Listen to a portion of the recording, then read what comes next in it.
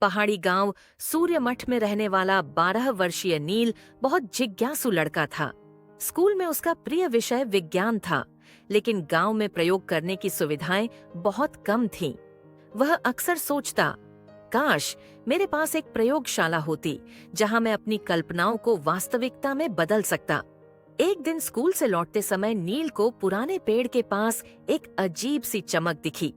वह धीरे धीरे पास गया तो उसे वहां एक छोटा सा लकड़ी का दरवाजा दिखाई दिया, जो पहले कभी नहीं था। जिज्ञासा से भरे नील ने दरवाजा खोला।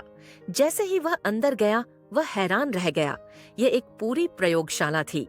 भीतर कांच की बोतलें, रंग बिरंगे रसायन, बिजली के उपकरण और हर वह चीज मौजूद थी जिसकी नील ने केवल किताबों में तस्वीरें देखी थीं। दीवार पर एक पंक्ति लिखी थी, ज्ञान उस व्यक्ति को मिलता है जो सीखने का साहस करता है। नील ने मुस्कुराते हुए कहा, तो चलो सीखना शुरू करें। सबसे पहले उसने पौधों की वृद्धि पर प्रयोग किया।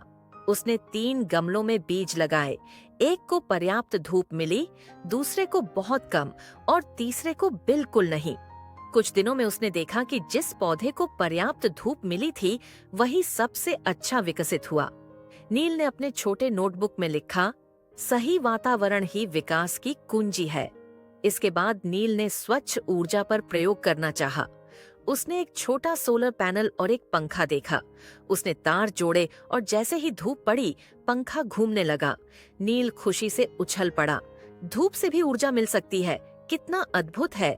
लेकिन असली चुनौती तब आई जब उसने जल शोधन, वाटर प्यूरिफिकेशन का एक मॉडल देखा। गांव में अक्सर पानी गंदा हो जाता था और लोग बीमार पड़ जाते थे। नील ने सोचा, अगर यह मॉडल काम कर गया तो मैं पूरे गांव की मदद कर सकता हूँ। उसने ध्यान से निर्देश पढ़े और रेत, कंकड़ और कपड़े की परतों से एक फिल्टर बनाया। गंदे पानी को ऊपर से डालने पर नीचे साफ पानी निकलने लगा। नील की आंखें चमक उठीं। अगले दिन वह मॉडल लेकर स्कूल पहुंचा और अपने शिक्षक को सब कुछ बताया। शिक्षक ने उसकी मेहनत की सराहना की और कहा, नील, विज्ञान तभी सफल होता है जब उसे समाज के लाभ के लिए इस्तेमाल किया जाए। धीरे धीरे नील ने गांव के लोगों को शुद्ध पानी के महत्व के बारे में समझाया। उसने बच्चों को छोटे छोटे विज्ञान प्रयोग भी सिखाए ताकि वे भी सीखने की खुशी महसूस कर सकें। कुछ ही महीनों में सूर्यमठ गांव पूरी तरह बदल गया। बच्चे पढ़ाई में रुचि लेने लगे, लोग स्वच्छ पानी पीने लगे और नील सबके लिए प्रेरणा बन गया। एक शाम नील फिर उसी पुराने पेड़ के पास पहुंचा। अब वह दरवाजा वहां नहीं था।